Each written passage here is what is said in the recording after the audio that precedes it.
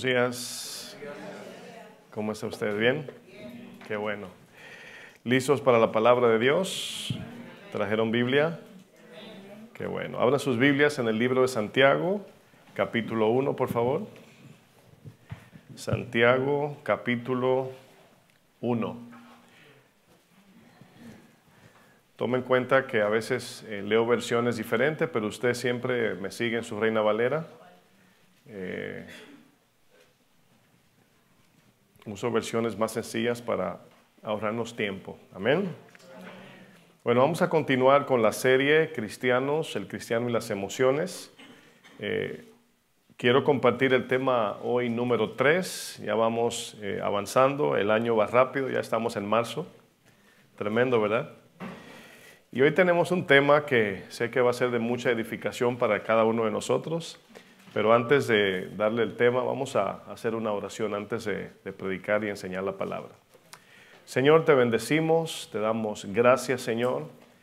Te pido que nos hables, ayúdanos, Señor. Estamos en gran necesidad de tu ayuda, de tu asistencia, de tu poder divino y espiritual. Hemos venido, Señor, hemos venido con un corazón abierto, como vasija lista, Señor, para recibir tu alimento espiritual. Yo te pido gracia, dame sabiduría, dame inteligencia espiritual, Señor, para que cada uno de nosotros podamos seguir aplicando lo que aprendemos, viviendo lo que hemos oído y podamos glorificar tu nombre por medio de nuestro testimonio, Señor. Ayúdanos, háblanos en el nombre de Jesús. Amén. Quiero compartir un tema que lo he titulado, es el tema número 3. Y lo he titulado a manera de pregunta, ¿sentimientos o convicciones? ¿Verdad? ¿Sentimientos o convicciones? Vamos a leer Santiago 1. Si usted le place, lo puede leer en la pantalla. Vamos a leer la versión nueva, traducción viviente. El apóstol Santiago dice, en el verso 14, dice, la tentación viene de nuestros propios deseos, los cuales nos seducen y nos arrastran. De esos deseos nacen los actos pecaminosos y el pecado, cuando se deja crecer, da a luz la muerte. Si hacemos una encuesta y le preguntamos por lo menos a 100 cristianos, parece tema de programa de show, ¿verdad? Preguntemos a 100 cristianos.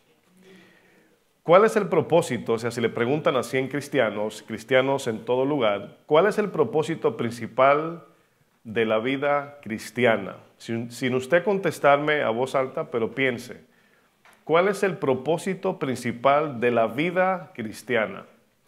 Bueno, todos entendemos que hay muchos propósitos o muchas maneras de cómo llevar a cabo el propósito de Dios. Pero hay un propósito principal que es el más importante para nosotros los cristianos.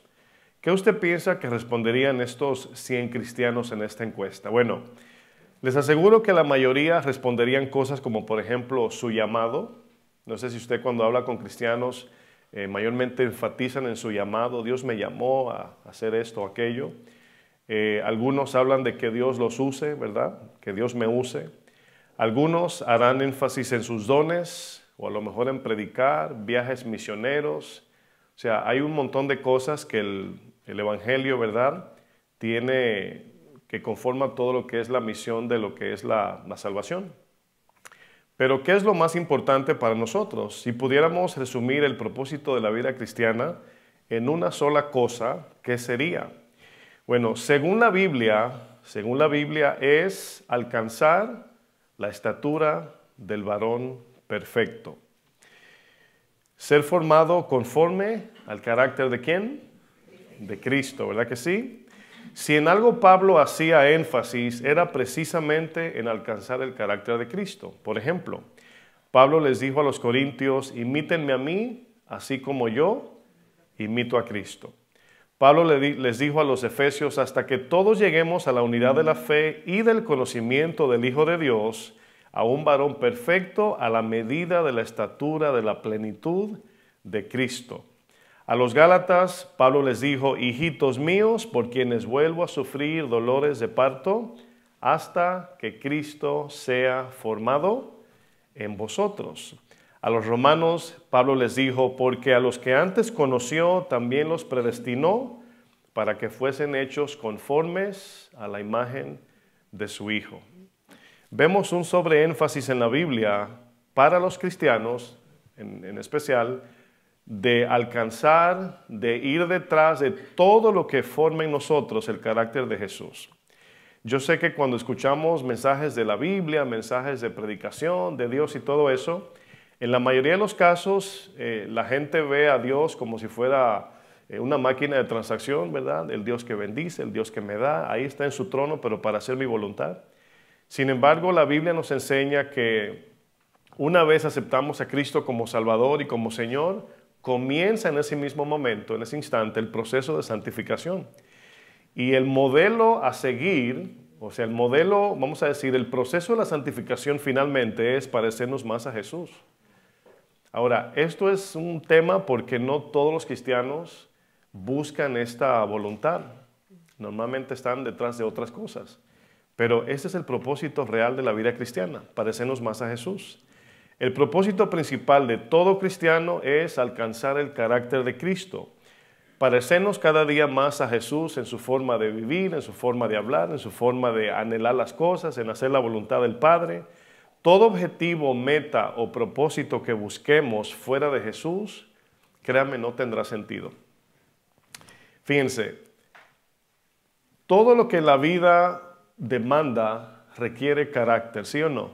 Si usted va a buscar un trabajo y lo evalúan, ¿qué están preguntando, verdad? En su currículum, que ponga ahí quién usted es, si usted es responsable, si tiene conocimiento de lo que va a hacer, etcétera, etcétera. Pero lo que al jefe en verdad le interesa es nuestro carácter. Si queremos cumplir metas en la vida, se necesita carácter, ¿sí o no? Bueno, necesitamos la integridad de Jesús para manejar dinero y para tener posiciones de autoridad o liderazgo. Necesitamos la pureza de Jesús para el matrimonio. ¿Cuántos dicen amén?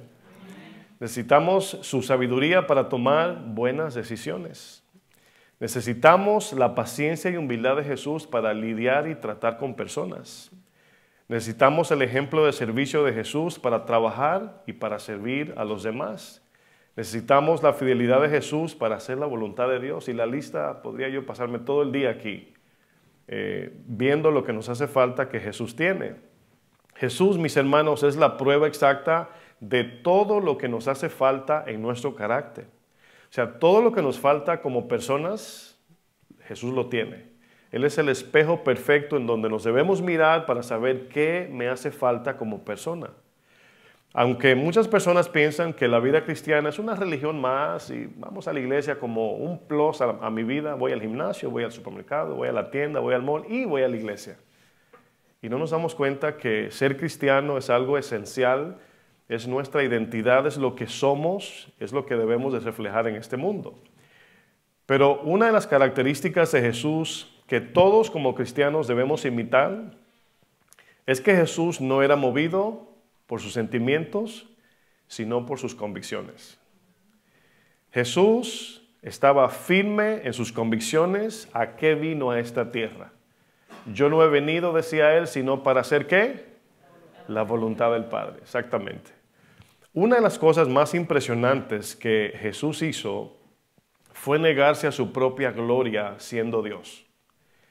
Imagínese a menor escala, si usted es una reina o un rey de todo un país, y usted se rebaja a ser un esclavo como el que le limpia su castillo o su palacio, para usted dejarles un ejemplo.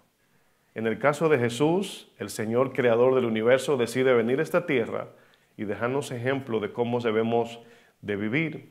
Jesús nos dejó ejemplo en el servicio, nos dejó ejemplo en el sufrimiento. En Jesús aprendemos a cómo enfrentar los embates de la vida. Jesús no solamente nos enseña cómo soportar las pruebas, sino que Él mismo está con nosotros a través de las pruebas o durante las pruebas. Miren lo que dice Filipenses capítulo 2, versículo 5. Este texto, mis hermanos, nos dice algo muy impresionante. Voy a leer la versión Nueva Traducción Viviente. Y miren lo que dice de Jesús. Dice, tengan la misma, si usted puede ver la pantalla, ¿qué dice? La misma actitud la misma actitud que tuvo Cristo Jesús. ¿Qué es una actitud? ¿Qué significa la palabra actitud?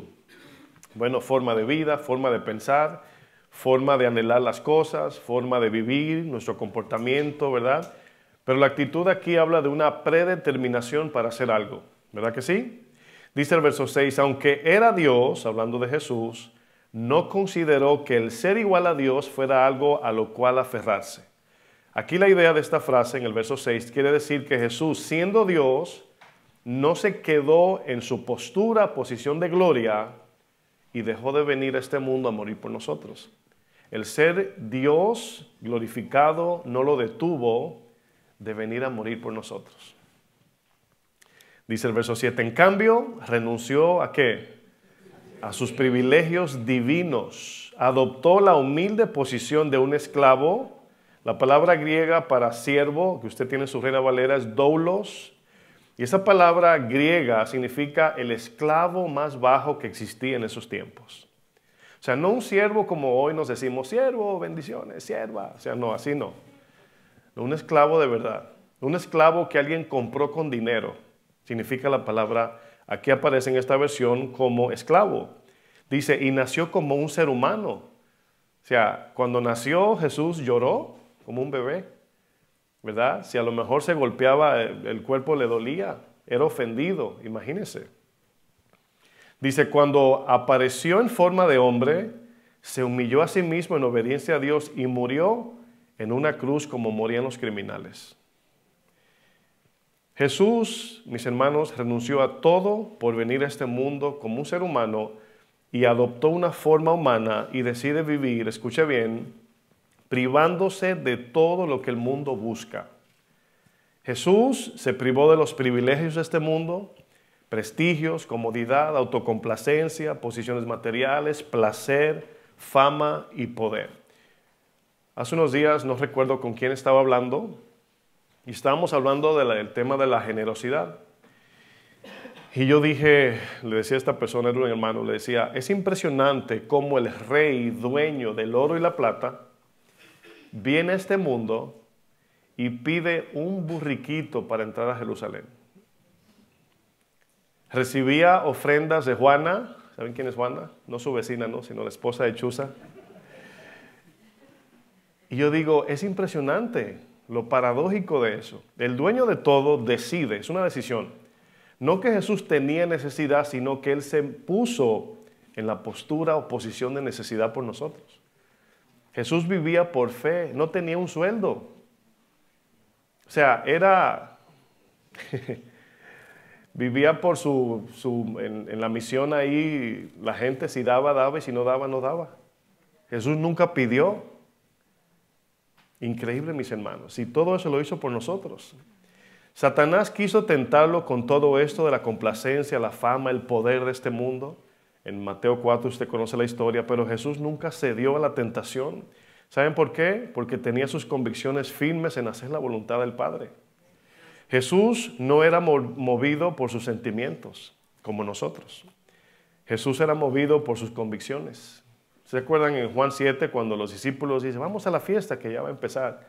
Jesús le dice, váyanse adelante, mi tiempo todavía no se ha cumplido.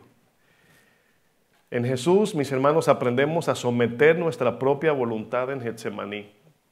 Allí en Getsemaní fue donde Jesús dijo, Padre, no se haga mi voluntad, sino la tuya. Pero ¿se acuerdan que preguntó, Padre, ¿no hay otra manera de cómo enfrentar esta situación? Y los teólogos pues tienen diferentes versiones por qué Jesús preguntó esto. Algunos tuercen un poco el sentido, dicen que Él no quería morir. Sin embargo, el deseo de Jesús era 100% hacer la voluntad de Dios, pero su debilidad era real también. El dolor de lo que iba a enfrentar era real. Entonces, por eso vemos a un Jesús en oración, en una oración tan intensa que dice la palabra que sudó gotas de sangre.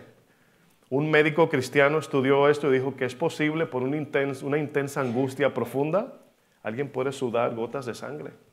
Se les rompen los vasos capilares por el dolor interno, la angustia, la opresión interna. Y Jesús sudó gotas de sangre. Y todo eso lo hizo por nosotros. Fíjense que Getsemaní significa lugar donde se machaca el olivo. Eso significa Getsemaní.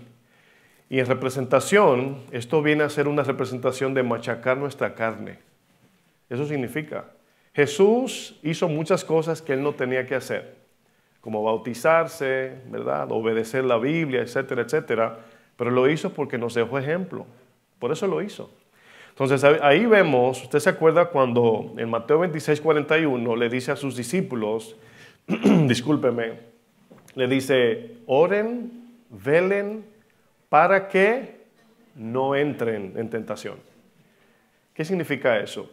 Que si no oran, si no están velando, discerniendo las situaciones que se le presentan, pero si no están orando, no van a tener el poder para contrarrestar el poder de la carne o el poder del pecado que está en nosotros. Y finalmente, el pecado nos lleva a hacer la voluntad del yo. Y eso es lo que Jesús estaba enseñando. Le dice a los discípulos, levántense, vamos a orar. No, Señor, tengo sueño. En la tormenta estaban dormidos, tenían que estar, mejor dicho, despiertos, tenían que estar dormidos.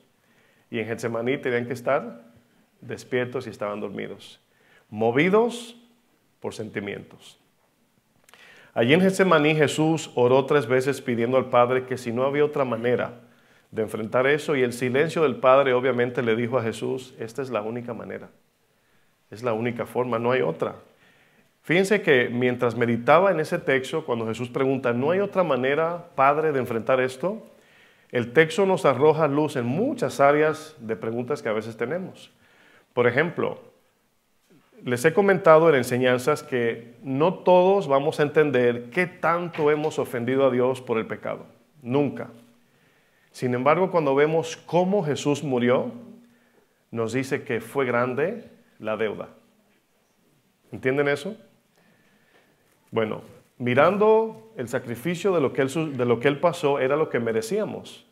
Aunque no entendemos todo el mal que hemos causado en pecado a Dios, no lo vamos a entender, no lo vamos a saber todo, o la magnitud de lo que es un pecado delante de un Dios santo, en Jesús vemos el sacrificio, cómo murió por nosotros, cómo derramó su sangre, cómo sufrió tortura por nosotros.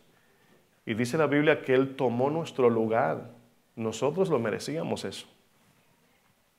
Es impresionante, ¿no? Getsemaní tenía 2 propósitos principales que Jesús nos deja como ejemplo. Propósito número 1, matar el poder de nuestras inclinaciones carnales. ¿Cuántos de los que estamos aquí podemos admitir que hay deseos en nosotros que humanamente no podemos controlar? ¿Alguien admite eso o solo yo? O sea, ¿cuántos de nosotros decimos, no he podido con esta actitud, no he podido con este pecado? A veces cuando quiero esto no aguanto y no me retengo y no me aguanto y me arrastra el deseo. Bueno, Getsemaní, o más bien dicho, la oración tiene ese poder. En la oración Dios, cuando le pedimos, mata nuestro ego, el poder del yo. Pero lo segundo propósito de por qué Jesús estaba en Getsemaní orando, era para recibir el poder espiritual para hacer la voluntad de Dios. Jesús oró para matar, en este caso nos está dejando ejemplo, Él no pecaba, pero nos deja este ejemplo. Getsemaní representa donde matamos la carne y donde recibimos poder espiritual para hacer la voluntad de Dios. En Getsemaní le digo que no a mi voluntad y le digo que sí a la voluntad de Dios. El cristiano vive en una constante lucha entre 2 poderes, todos los días, en cada momento, cada segundo. El poder de la carne versus el poder del Espíritu Santo. Estos 2, dice Pablo en Gálatas, se oponen entre sí. Pablo nos dice que el deseo del Espíritu es contrario al deseo de la carne. Y noten que la palabra contrario significa 100% contrario. Que por más buenos que nos sintamos que somos, pues más o menos buenos, nunca tendremos la capacidad de un 0.1% de fruto espiritual en nuestra capacidad humana. Entonces, todos los deseos humanos van contra los deseos del Espíritu Santo. Y los deseos del Espíritu van contra los deseos de la carne. Y eso nos dice que no es que tenemos cosas malas, no es que tenemos cositas que hay que arreglar. Necesitamos una completa transformación. Necesitamos ¿Qué porcentaje necesitamos del poder del Espíritu? 100%. 100%. Hay una lucha, hermanos, constante entre hacer mi voluntad o hacer la voluntad de Dios. Usted y yo sabemos esto. Es una lucha obedecer la palabra. ¿Cuántos dicen amén? Y ya eso nos dice que todos batallamos con hacer la voluntad de Dios. Nuestra naturaleza carnal nos inclina hacia las cosas de este mundo, naturalmente. Por eso Dios nos da mandamientos para contrarrestar lo que es natural. ¿Sabe que lo que es natural no necesita fuerza para hacer? Impulso, así como un sacrificio. Necesito desobedecer, dame fuerza, ¿verdad? No, mis hermanos, naturalmente salen. Los niños lo hacen de lujo. Constantemente somos tentados por el pecado. El autor a los Hebreos dice que el pecado nos asedia en cada momento. Pero, ¿a qué usted cree que el pecado apela cuando nos está tentando? O sea, ¿qué parte de nosotros el pecado está tentando o a dónde está apelando para que pequemos? A nuestros sentimientos, a la carne. Las tentaciones apelan a nuestros sentimientos. Ahora, ¿qué diferencia hay entre los sentimientos y las convicciones? Los sentimientos, debemos entender, fueron dados por Dios. Eso es importante saber porque los sentimientos no son malos. Ni son buenos, ni son malos, pero podríamos decir que son buenos no porque hacen cosas buenas en sentido moral, sino porque Dios nos los dio, nos creó con sentimientos. Son buenos los sentimientos en esencia, pero los sentimientos no hacen cosas buenas en sentido moral. No sé si entienden la diferencia, ¿verdad? Por ejemplo, los sentimientos juegan un papel sumamente importante en nuestra vida, en nuestro servicio a Dios y en nuestra adoración. ¿Cuántos esta mañana lloraron en la adoración? Se les salió una lagrimita, aunque sea. Esos son los sentimientos y eso es bueno. No tener sentimientos entendemos que sería algo inhumano, ¿verdad que sí? No tienen sentimientos. No dijeron amén. Pero debemos entender, escuche bien, que los sentimientos no tienen carácter moral. No podemos discernir o examinar asuntos morales con los sentimientos. Porque usted sabe que obedecer no se siente bueno. Y pregunto, ¿obedecer es bueno o malo? Es bueno. ¿Se siente bueno o malo? Malo. ¿Entendieron? Entonces, es bueno obedecer, pero mis sentimientos no quieren. ¿Es bueno levantarse temprano? ¿No es bueno? Oh, dije yo, ¿cómo que no? Pregunto otra vez, ¿es bueno levantarse temprano? Es que se adelantaron, dijeron, no me hable de eso, pastor. ¿Se siente bueno? Bueno, para mí sí, fíjense. A mí me gusta levantarme temprano. ¿Cuánto le gusta levantarse temprano aquí? ¿Cuántos batallan con quedarse en cama? Como 4 o 5, ¿verdad? Bueno, es subjetivo, ¿verdad? Los sentimientos, fíjense, no distinguen entre lo bueno y lo malo. Le pongo un ejemplo muy sencillo. Imagínense, vamos a usar los sentimientos como un medio para discernir. Imagínense que una pareja de esposos, por costumbre la esposa le pasa la mano por la cabeza acariciando a su esposo en la mañana. El esposo está en el patio leyendo, bueno, ya no se lee el periódico, pero en su tableta. Y la esposa, buenos días, y le pasa la mano por la cabeza. Ya el esposo ni la mira porque sabe que es ella. Pero imaginemos que el gato se sube en la silla y le pasa el rabo por la cabeza. ¿Qué va a pensar él? Que los sentimientos no le va a decir, fue el gato que te pasó la cola, ¿verdad? Entonces se dan cuenta que los sentimientos no disciernen. A menos que sintamos, por ejemplo, o más bien podamos distinguir que son los dedos de la mano o así podemos, pero no, los sentimientos no te dicen lo que es bueno o malo. Tienes que mirar con tus ojos y discernirlo. Como por ejemplo cuando alguien está consumiendo drogas, ellos saben que están dañando su vida, se están matando lentamente, sin embargo para ellos se siente bien. Sus sentimientos le dicen sigue haciéndolo, pero su moral, su razón le dice no hagas eso. No sé si están captando la diferencia. Por esta razón, mis hermanos, como los sentimientos no tienen carácter moral, los sentimientos no distinguen entre lo bueno y lo malo, es por eso que nos toca a nosotros someter nuestros sentimientos bajo el gobierno de la palabra de Dios. Y esa es la lucha de todo cristiano. Someter nuestros sentimientos a la palabra de Dios, perdonar al ofensor, soltar el rencor, ¿verdad? Ser generoso, todo eso va contra sentimientos. Por eso es tan importante echar raíces en la fe para que sean nuestras convicciones que nos den la fuerza para obedecer la palabra de Dios. Los sentimientos son los que nos envían señales sensoriales para saber si algo está caliente o frío, si algo es filoso o está embotado. Es por medio de los sentimientos que sabemos si algo es placentero o desagradable, si algo nos trae alivio o dolor, si alguien nos ofende, ¿verdad? O nos respeta. Son los sentimientos que determinan eso. El sentimiento te dice, ¿eso que te dijo te dolió? Sí, pero a veces la palabra nos confronta y también nos duele. ¿Sí ven la diferencia? Entonces, ahí es donde viene el discernidor. Decimos, sí me dolió, pero es necesario. Es como, por ejemplo, hacer ejercicios duele. No pain, no gain. Si no te duele, no desarrollas músculo.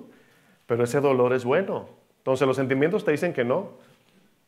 Es como, por ejemplo, una inyección. ¿Es necesaria? ¿Cuánto le tienen miedito a la pollita? Los hombres mayormente, ¿verdad? ¿Cuántos miran cuando le están entrando la aguja así, verdad?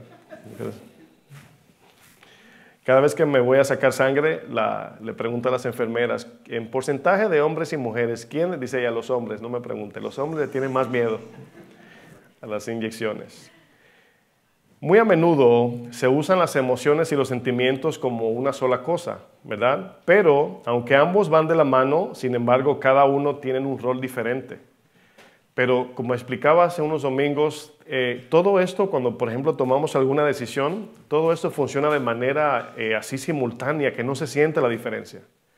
Usted toma una decisión y ahí en esa decisión están involucrados los sentimientos, las emociones, los pensamientos, la voluntad, todo. Pero cada uno son diferentes, tienen su rol. Las emociones, escuche bien, son la evidencia de nuestros sentimientos. Usted sabe que usted puede sentir algo y si usted no se mueve, nadie puede discernir lo que usted sintió. Pero si sale una emoción, la gente puede discernir lo que está sintiendo por dentro. Por eso tenemos el ejemplo de Caín. ¿Se acuerdan que Caín sintió celos y envidia por su hermano? Se enojó con Dios, dice la Biblia. Sin embargo, las emociones salieron por su rostro. Entonces, por el rostro, dice la Biblia en Génesis 4, Dios es omnisciente, ya sabemos eso, pero Dios le pregunta a Caín, ¿por qué estás enojado? Y ahí Dios no está implementando, por así decirlo, su omnisciencia, sino mirándole la cara a Caín. ¿Por qué tienes mala cara, Caín? Entonces, vemos que podemos tener un sentimiento y podemos disimular la cara. Podemos sentir algo y mostrar una emoción diferente. Nos comportamos como el ejemplo que utilicé cuando les pregunté si podemos, cuando nos enojamos, cambiar de actitud. Dijeron que no, yo dije que sí. Y le usé el ejemplo, si llega a visita, usted cambia su cara. ¿Sí o no? Bueno, si pensamos en cualquier tipo de tentación, nos daremos cuenta que todas las tentaciones van a apelar a nuestros sentimientos. Somos tentados por medio de los sentimientos de nuestra carne. Siempre la tentación va a venir porque si el pecado no da placer, no es tentación. ¿Me están entendiendo? O sea, si yo no tengo tentación, o más bien, si no siento placer por algo, o sea, los que dijeron que no les gusta levantarse temprano, nunca se van a sentir tentados por levantarse temprano, porque para ustedes no es placentero. Entonces, la tentación siempre viene ofreciendo algo que a nuestra carne le gusta y apela a los sentimientos. El pecado quiere satisfacer su apetito sensual por medio de la carne. Precisamente es por eso que Jesús nos asigna una cruz personal cuando dice crucifiquen su carne. Cada día levanten su cruz y crucifiquen su ego ahí. Cuando usted quiere hacer su voluntad y no la de Dios, Jesús dice crucifica tu carne, ¿verdad? El apóstol Pedro era un hombre sumamente emocional. Ya hablamos un poco de Pedro. Pero Pedro era un hombre controlado por los sentimientos. Usted lee la vida de Pedro y usted nada más aísla cada vez que Pedro hablaba o actuaba antes de Cristo, por así decir. Y era impresionante, ¿no? Era un hombre emocional, era un cristiano emocional. Pero después que Pedro maduró en el Señor, escribió lo siguiente en su primera carta. Nada más se lo voy a leer, usted no tiene que buscarlo. Pedro dijo, fíjense, después que maduró, dice Pedro, puesto que Cristo ha padecido por nosotros en la carne, dice, vosotros también armaos del mismo pensamiento. Así como dice Filipenses, vosotros también tengan la misma actitud que Jesús. Dice luego, pues quien ha padecido en la carne, terminó con el pecado. Si nosotros llegamos a tal madurez que podemos vencer, o más bien controlar nuestros sentimientos, de no permitir que los placeres, las tentaciones nos muevan por los sentimientos, dice Pedro, hemos terminado con el pecado. No que jamás pecaremos, lo que quiere decir es ya hemos vencido el poder del pecado. Eventualmente vamos a cometer errores. Pero por causa de nuestra naturaleza pecaminosa, nuestros deseos se inclinan a la búsqueda del placer carnal. Es natural, sale solo. Y precisamente por eso Jesús nos manda a crucificar los deseos de la carne en esa cruz espiritual. No es literal la cruz, pero es espiritual. Cuando nos decimos que no, cuando queremos hacer algo que Dios te dice que no y tú dices que sí, y luego tú dices, está bien, Señor, sientes como que te atravesó un clavo en tu ego, ¿sí o no? Cuando no te dejan hablar, cuando te dicen siéntese, cuando te dicen sométase, ¿verdad? Eso duele. El ego no le gusta nada de eso. Para nada. ¿Cuál era el problema principal de los Gálatas? Bueno, si usted ha leído la carta a los Gálatas, se va a dar cuenta que los Gálatas cayeron en un problema de deseos carnales. Y esto los conllevó a perder sus convicciones y comenzaron a dejar que sus sentimientos los arrastraran. Y es lo que pasa en muchas iglesias. Fíjense que lo que estoy leyendo, lo que estamos estudiando hoy, muchos cristianos en muchas iglesias se han desviado de la doctrina sana de la Biblia, se han cambiado de iglesias porque ahí no le dan lo que su carne quiere. Está tremendo, ¿no? Entonces, cuando alguien está buscando una iglesia para congregarse, yo escucho, aquí viene mucha gente buscando iglesia, no andamos buscando una iglesia, ¿y qué está buscando? Y escucho para saber dónde está su corazón. Y muchas veces esta se queda fuera, que es lo más importante, la palabra de Dios. Entonces hay gente que dice, no, yo quiero una iglesia que me quede cerca. Digo yo, bueno, hay una católica al cruzar la calle, vaya a esa, ¿verdad? O una iglesia, ¿verdad?, donde no me confronten mi pecado. Hay muchas. O una iglesia donde no sé qué, o sea, una iglesia que la alabanza sea más movida, ¿verdad? Más bailable. Bueno, esas son cosas que no es lo que la Biblia nos enseña para buscar una iglesia sana, sino que se enseñe bien la palabra de Dios. Aunque las cosas secundarias todas van a ser diferentes, van a diferir en ese tipo de cosas. Yo sé que muchos de ustedes, si vinieron de otras iglesias, la alabanza, por ejemplo, es diferente, hasta el punto que ya luego le comienza a gustar, pero cuando llegan, pues es diferente. ¿Por qué? Porque hay un tipo de alabanza hoy día que es muy moderna y muy para la carne. Aunque digan Jesús, aunque digan Biblia, créanme, hay que discernir. Pero ya eso es otro tema. Los Gálatas habían creído en la predicación de Pablo, habían creído, se habían convertido a Cristo. Pablo establece en Galacia esta iglesia, la que conocemos como los Gálatas, y en la Biblia usted ve que dice la epístola a los Gálatas. La palabra epístola es carta, significa carta, un escrito. Pero después que habían recibido la salvación por gracia, por medio de la fe, comenzaron a darle oídos a mensajes de judaísmo. Y esto, hermano, está pasando hoy en la iglesia de hoy. Se están saliendo del cristianismo al judaísmo, cristianos. Está impresionante esto. Los Gálatas cayeron en el error de la salvación por obras de la ley, ya no por gracia. Pero miren lo que le dice Pablo y los confronta duramente. Gálatas capítulo 3, versículo 1.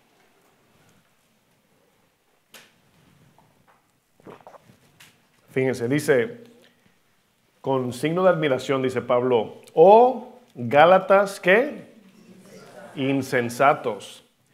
Ahora, esa palabra, somos hispanos de diferentes países, y esta palabra insensato puede significar muchas cosas en diferentes países. En mi país no se usa mucho esa palabra, se usa otra un poco más fuerte, ¿verdad? Sí, otra más muy fuerte.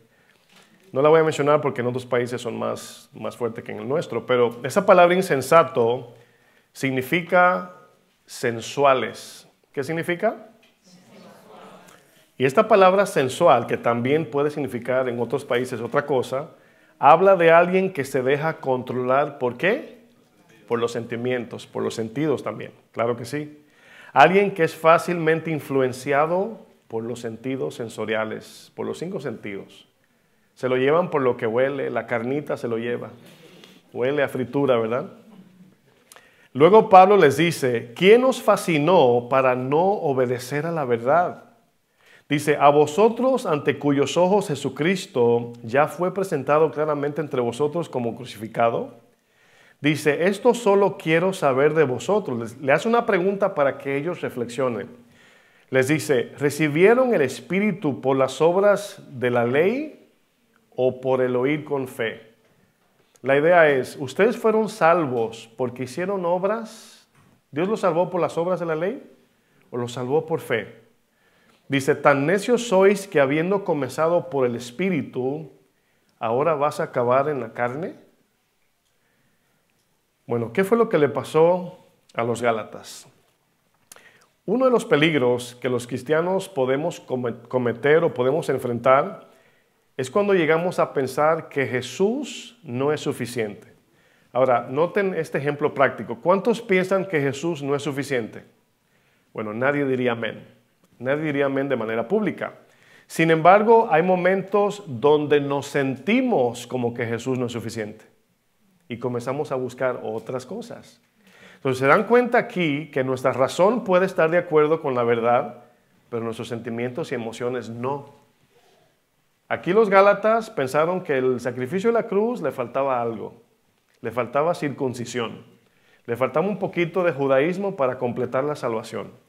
Pero noten que la idea aquí no fue que ellos dijeron, Jesús, tu salvación no fue suficiente, sino que al ellos darle rienda suelta a su carne, a sus sentimientos, querían hacer cosas por las que ellos se podían jactar. Y usted sabe, y yo también, lo difícil que es aceptar la gracia. Porque la gracia te da lo que no mereces y la gracia te demanda todo. Pero cuando tú pagas, cuando tú haces, tú puedes demandar. Tú te puedes jactar. No, yo pagué, fui yo que lo hice. Eso lo mandé yo. Es diferente.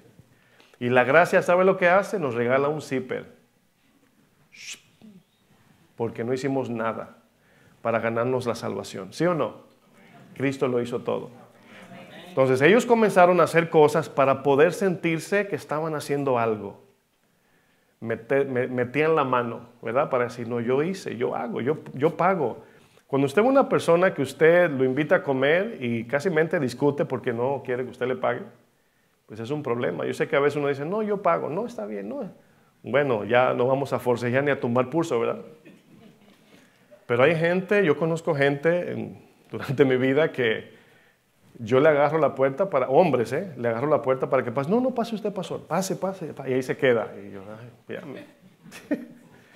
Pero es un descontrol o una distorsión, mejor dicho, de la gracia. Porque yo entiendo que es más difícil aceptar la gracia. Usted diría, ¿ustedes prefieren que Dios le demande obras para salvación o que les regale la salvación? Todos diríamos eso. Pero en actitud es diferente. Porque cuando Dios nos da por gracia, Dios espera todo de nosotros. Porque por gracia es por gratitud. Como dice Romanos 4, porque el que obra no se le cuenta por gracia, sino por deuda. O sea, es como que si obramos, a mí Dios me debe, porque yo sí pagué el precio. No, mis hermanos, no, eso es de la carne. Eso habla de gente movida por sentimientos. Y es por eso que podemos correr el peligro de nosotros sentirnos como que Jesús no es suficiente. Es como cuando pecamos y le pedimos perdón a Dios, sentimos que hay que hacer algo más. Agregarle $10 más a la ofrenda para que Dios reciba mi perdón, ¿verdad? O me perdone, mejor dicho. Todo esto, hermanos, nace de la carne. Y la carne necesita, diga conmigo, sentir. La carne necesita sentir. Es por eso que hay cristianos que usted va a conocer todo tipo de cristianos. En la viña del Señor, dicen por ahí, hay de todo. Y hay cristianos que su tema central son sus experiencias con Dios, ¿verdad? Que muchas veces son buenas, los testimonios son buenos, pero siempre es anoche, ¿verdad? Tuve un sueño y vi a 3 demonios y al otro día te dicen, no, anoche, ¿verdad? Tuve un mal dormir, sentí como si un espíritu de fiebre me quería tocar y todo es un sentir y un sentir y un sentir. Y yo digo, pero ¿por qué esto le pasa a gente que es así nada más? Porque el que no es así no le pasa. Y si le pasa, no lo comparte porque es normal. O sea, ¿usted sabe las veces que Satanás nos habla a la cabeza? ¿Usted se imagina que yo cuando me pare aquí todos los domingos le diga, esta mañana Satanás me dijo, anoche Satanás plantó en mi cabeza, anoche, el día miércoles Satanás plantó? O sea, si detallamos cada cosa de lo que sentimos en la vida espiritual, imagínense, es un desorden. ¿Cuántos son tentados aquí durante el día? ¿Cuál es el número? ¿Usted se imagina que usted dé detalles de cada vez que usted es tentado? Bueno, hay gente que hace eso para que vean que están en la guerra espiritual. Ay, si yo le cuento, pasó lo que ayer me pasó. Digo, por favor, no me cuentes. Por favor, no. Recordemos, mis hermanos, que la fe va en contra de nuestros sentimientos carnales. ¿Por qué? Porque la fe demanda confianza sin ver y sin sentir. Así es la fe. Nuestros sentimientos demandan sentir y ver, y todo eso nos conlleva finalmente a una incredulidad como cristianos. Creo que todos conocemos a un discípulo llamado Tomás. ¿Cuántos conocen a Tomás? Bueno, este discípulo de Jesús necesitaba sentir para creer. Imagínense. Se entiende que en su posición, ¿verdad?, él manifestaba una personalidad, así como Pedro era emocional, ¿verdad?, así Tomás era incrédulo. Los discípulos como que nos representan a todos en diferentes áreas, ¿sí o no? En el caso de Tomás, él batallaba, era muy escéptico. O sea, tenía que ver para creer, ¿verdad? ¿Y por qué esto? ¿Y por qué esto, Señor? Bueno, ese Tomás, quien anduvo por aproximadamente 3 años con Jesús, escuchando su enseñanza, viendo el poder de Jesús sacar demonios, viendo milagros, cuando Jesús resucita no lo creía. Y nos puede pasar. En Juan 20:24, aquí es donde vemos esta historia, dice, pero Tomás, uno de los 12, llamado Dídimo, no estaba con ellos cuando Jesús vino, claro, después que resucitó. Le dijeron pues los otros discípulos, al Señor hemos visto, le dicen a Tomás los discípulos. Él les dijo que, si no viere en sus manos la señal de los clavos, y metiere mi dedo en el lugar de los clavos, y metiere mi mano en su costado, no puedo creer. Como dice el show, ¿no? Aunque usted no lo crea. En el verso 26 dice, 8 días después, quiero que usted con atención mire lo que sucede. 8 días después estaban otra vez sus discípulos dentro y con ellos ¿quién? Tomás, y llegó Jesús. Y luego dice, ¿estando qué? ¿Por qué usted piensa que el texto dice que Jesús llegó con las puertas cerradas? Porque Jesús atravesó las puertas sin abrirla. Pero quiero que noten aquí lo espiritual divino que el texto nos manifiesta. Jesús atraviesa la puerta, no la abre para entrar. Se les presenta en el medio, ¿verdad? Y se puso en medio y les dijo, paz. ¿Cómo diríamos nosotros? No se asusten, soy yo, ¿verdad? Dice, luego le dijo a Tomás, pon aquí tu dedo, Tomás. Siente, Tomás. Y mira mis manos y acerca tu mano y métela en mi costado y no seas incrédulo, sino creyente. Entonces Tomás respondió y le dijo, Señor mío y Dios mío. Son de los textos que dicen que Jesús es Dios. Jesús le dijo, porque me has visto, Tomás, creíste. Bienaventurados los que no vieron y creyeron. Esa frase que dice, bienaventurados los que no ven y creen, tiene que ver con muchas áreas de nuestra vida cristiana. Bienaventurados los que nunca han visto a Cristo. Hay gente que dice, qué privilegiados los discípulos que vieron a Jesús, que estuvieron ahí y lo tocaron. Y yo digo, creo que fue lo mejor que nos ha pasado es no haberlo visto. ¿Por qué? Porque si hubiésemos visto el rostro o el cuerpo físico de Jesús, no hubiésemos creído, porque Él no parecía un rey de gloria. Hubiese sido más difícil creer. Especialmente, ¿usted se imagina que un vecino suyo que se crió cerca de usted, y usted lo vio crecer y fue a la escuela y lo vio crecer, se desarrolló como adolescente, y un día surge que es el Mesías? Piense, ¿usted cree que usted piensa que va a creer en Él tan fácil? No, mis hermanos, no. Uno lee la Biblia y dice, ¿cómo no creyeron? Métete en los zapatos o en la sandalia de ellos. Jesús le dice a Tomás, Tomás, no seas incrédulo, no seas sensual, Tomás. No dependa de los sentimientos para creer en mí, sino sé creyente, Tomás.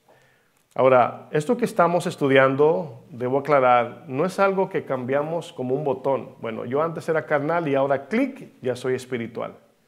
No, estamos hablando de cimentar nuestras convicciones para no depender de los sentimientos, porque hay momentos que sí vamos a sentir cosas. O sea, no vamos a inhabilitar a los sentimientos así como que no sientas nada, así como robots. No. Lo que estamos diciendo es que no seamos cristianos dependientes de los sentimientos para poder creer. Esa es la diferencia. ¿Están entendiendo? Los sentimientos están sujetos a cambios en este mundo, mis hermanos. Jesús quiere que desarrollemos convicciones firmes, porque los sentimientos están sujetos a los cambios de la vida, de este mundo, de la economía, de las noticias. Ahora que hubo cambio de gobierno, nada más con las noticias un chorro de gente se fue para su país sin que lo deportaran. Usted conoce mucho, ¿verdad? Bueno, un grupo de gente nada más por ver noticias hicieron sus maletas y se fueron. Ahora, muchos de esos ni sabían si Dios los quería aquí o allá. ¿Fueron movidos por qué? Por los sentimientos, exactamente. Entonces, también los que están aquí tienen un miedo porque no saben y piensan que es la noticia, que es el gobierno, sin saber que Dios es soberano. Que si Dios te quiere aquí, no importa quién gane la presidencia. Si te quiere allá, no importa que el presidente te dé papeles. Te va a mandar el Señor. Esa es la confianza que vamos a tener, ¿sí o no? Los Gálatas comenzaron a desviarse de la fe, comenzaron a cambiar la doctrina de Cristo por pensamientos carnales, comenzaron a entretener otro evangelio diferente al que Pablo les había presentado. Pero, ¿qué fue lo que hizo que los Gálatas comenzaran a entretener doctrinas torcidas? ¿Qué usted piensa? Y esas preguntas obviamente nos ayudan a entender para no seguir del mismo ejemplo. Y la respuesta es sus sentimientos, hermanos, su carne, su carnalidad. Algo que vemos en la Biblia, le pongo un ejemplo nada más, el ayuno. El ayuno, aparte de que era parte de la ley dada en el Antiguo Testamento, ¿no? El ayunar y todo eso, los mandamientos de Dios, no la ley, los mandamientos, pero hoy día en el Nuevo Testamento no es un mandamiento estricto ayunar. Sin embargo, es bíblico ayunar. Los que pueden hacerlo, hay quienes tienen temas médicos, no pueden. Pero el ayuno es privarnos de comer. No en el sentido de no tener nada en la barriga, sino del deleite de la comida. Esa es mayormente la idea. ¿Por qué? Porque cuando comemos, obviamente cobramos fuerza física, pero también comer es un deleite. ¿A cuándo le gustan comer aquí, verdad? No, ahí no tengo que decir digan amén a nadie. Y cuando no comemos, algunos, aquí sí le voy a preguntar, ¿cuántos se ponen de mal humor cuando no comen? No, pastor, es dolor de cabeza nada más. Sí, pero salen las emociones. Eso habla de una forma de negar nuestros deseos carnales, dejar de complacernos es la palabra. Y nosotros hoy vivimos en una generación donde la complacencia es tan fácil. Hoy si no puedes ir, Uber te lo trae. Si no puedes ir al mall, Amazon te lo trae. ¿Sí o no? O sea, nos complacemos y no nos damos cuenta que darnos tanta complacencia, la carne se va fortaleciendo, se va haciendo más fuerte al punto que no podemos orar. O sea, si hacemos una encuesta de qué tiempo duramos en oración, ahí sí el número sube. Salud. Mis amados hermanos, es muy cierto que ya tenemos el Espíritu Santo. Ya nacimos de nuevo, sin duda Cristo está de nuestro lado, pero también debemos entender que todavía tenemos una naturaleza carnal en nosotros. Todavía ahí está. Todavía no ha terminado el proceso santificador del Espíritu Santo. ¿Cuántos dicen amén? Fíjense, esa palabra proceso, que la utilicé en una enseñanza de los viernes, la palabra proceso, que algunos cristianos la usan de manera normal, significa la acción de ir adelante. En esa enseñanza, ¿verdad?, de procesos o consecuencias, de uno, creo que hace 2 viernes que la enseñé, hablábamos de que hay cristianos que dicen, no están obedeciendo, andan mal con Dios. ¿Cómo estás? En el proceso de Dios. Y la palabra proceso significa la acción de ir adelante. Si usted va al gimnasio a veces, ¿verdad?, y come lo que usted quiera, y levanta una pesa y baja otra, o sea, y usted dice, ¿cómo va tu gimnasio? ¿Verdad? Bueno, es un proceso. ¿Usted cree que es un proceso así? No, eso se llama negligencia. ¿Sí o no? Algunos se están riendo, ¿verdad? La palabra proceso, escuche bien, significa ocuparnos de las cosas que nos impulsan para alcanzar el carácter de Cristo. Parte de esas es negarnos a los sentimientos a veces. El proceso cristiano no es de quedarnos en el mismo lugar por 40 años. Eso no es proceso, no es negligencia. Fíjense, el proceso cristiano no consiste en una monotonía religiosa de venir a la iglesia, diezmar, leer la Biblia, ya oré, ya check, y ya. Podemos venir a la iglesia, leer la Biblia, orar, diezmar, hasta servir a Dios y estar estancados. La palabra proceso, hermanos, habla de avanzar en dirección al destino predestinado por Dios para alcanzar el carácter de Cristo y como resultado la vida eterna. Escúcheme, iglesia, porque esto no solamente es en beneficio nuestro, el hecho de desarrollar un carácter como el de Cristo. Cada vez que maduramos y crecemos, eso va en beneficio nuestro, va para gloria de Dios, pero también en beneficio de aquellos que nos ven. Mi crecimiento espiritual colabora con la salvación de muchos. Así como mi negligencia espiritual trae estorbo, mi crecimiento espiritual trae salvación. Dios lo usa como un instrumento. La gente ve que Dios sí es verdadero y que cambia el corazón. Pero si nos quedamos igual, no va a pasar nada. Los Gálatas, en vez de tornarse más cristianos espirituales, se tornaron como cristianos emocionales, cristianos carnales. Es Pablo que luego descubre la intención de por qué los Gálatas querían volverse a la salvación por la ley, no por gracia. Gálatas 6, versículo 11.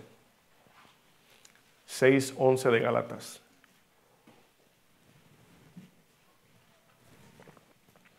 Dice Pablo en Gálatas 6:11.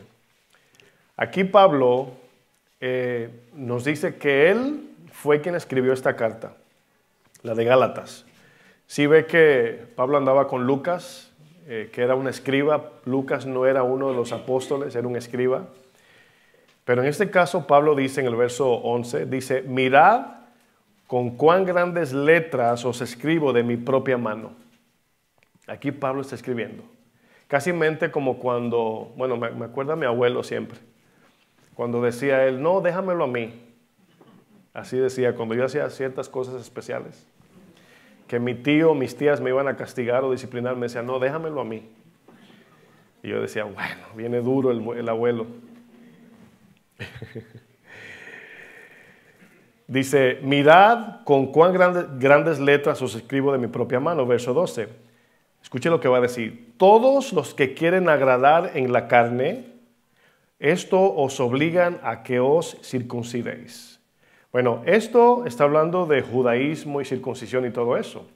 Pero en la iglesia actual, en la de hoy, se meten personas que quieren implementar doctrinas inventadas por ellos para ellos sentirse que fueron ellos los que te capacitaron y te enseñaron, etc. Es lo que está pasando aquí. Dice solamente, o sea, la razón es para no padecer persecución por causa de la cruz de Cristo. ¿Por qué estaban haciendo esto? Para que los otros judíos no lo persiguieran. Es decir, vamos a ponerlo así. Soy cristiano, pero de vez en cuando con mis amigos me doy mis traguitos para que no me digan nada. No quiero perder mis amistades del mundo. Eso es de la carne. ¿Están entendiendo? ¿No lo están entendiendo? Sí, no. Lo explico otra vez. Yo creo que lo entienden.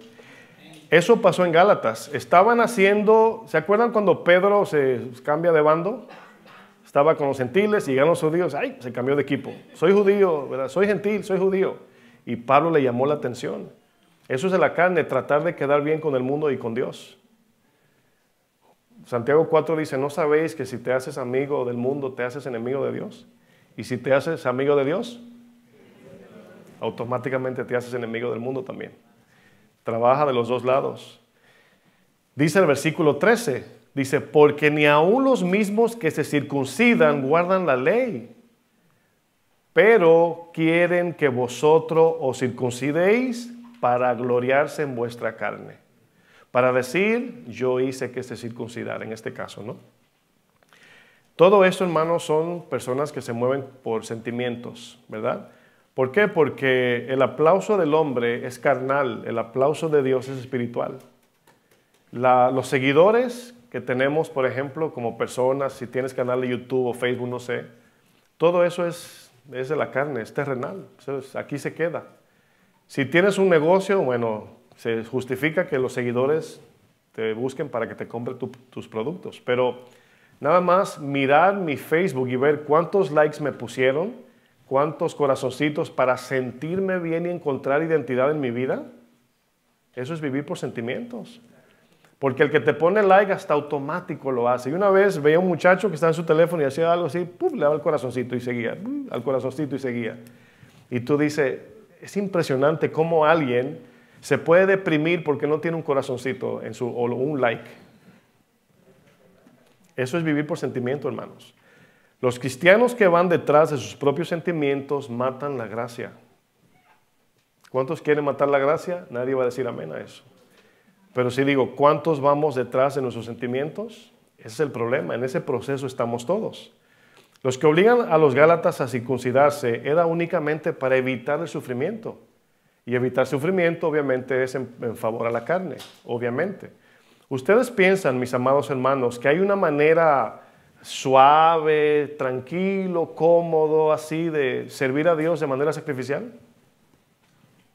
Dije algo paradójico, ¿verdad? Contradictorio. Si queremos servir al Señor fielmente, nos va a costar. Va a ser un sacrificio. ¿Sí o no? O sea, hoy es domingo y para el mundo hoy es un día libre. Para nosotros también. Nada más que nos levantamos más temprano a la fiesta a celebrar al Señor. ¿Cuándo se levantaron a las 4? Ah, mira, algunos. 1. A las 5. Sí, a las 6. Ya los que se levantaron a las 7 llegaron tarde ya. Especialmente si viven lejos. Los gálatas querían un evangelio sin dolor en la carne, querían agradar sus propios sentimientos y por eso adoptaron un evangelio sin sufrimiento.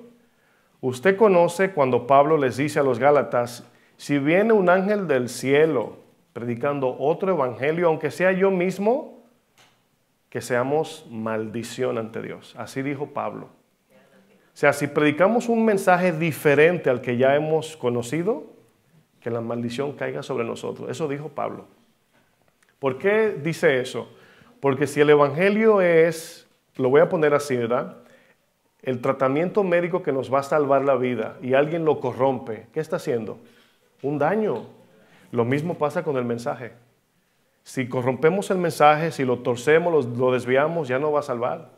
Y vamos a entretener a la gente.